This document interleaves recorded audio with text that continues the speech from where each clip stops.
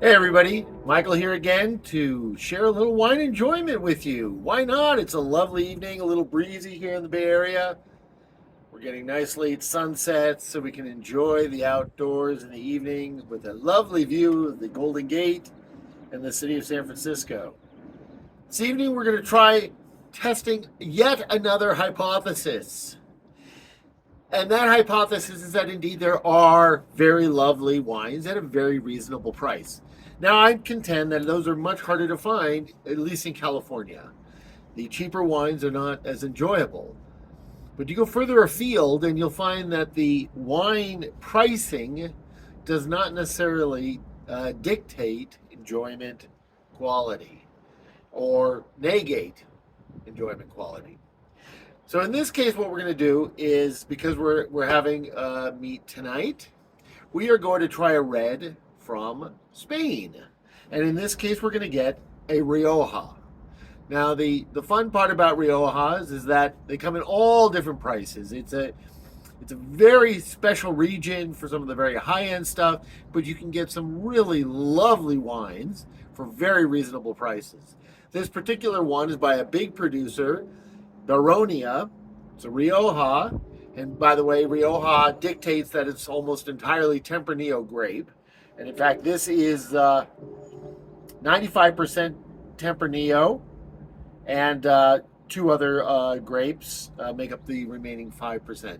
But the idea here is that you're getting a Tempranillo from a well-regarded region that is competitive for taste, right? You're not going to sell anything if you have a poor tasting Rioja, because there's so many great Riojas. And some can be indeed very expensive, but this in fact was from a local Spanish market we have here in the Bay Area, and I believe it was $20 to $25. It was very reasonable, and it's the kind of thing you could just enjoy and have fun with. This is a Riserva, and 2016, so it has a little bit of age, and it should be very lovely. So we're going to pour it out here. Again, a big producer, but still good and big taste. So we give it a little oxidation. I haven't had it open that long.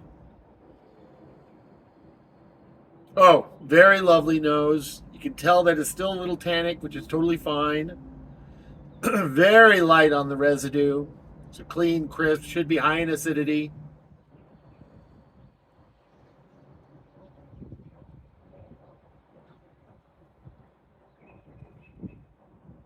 Very nice. Yeah, as I said, the tannins are there, but not that big chewy tannin. I think last time I mentioned the Chianti, the Sangiovese, and we'll do a Chianti tasting at some point.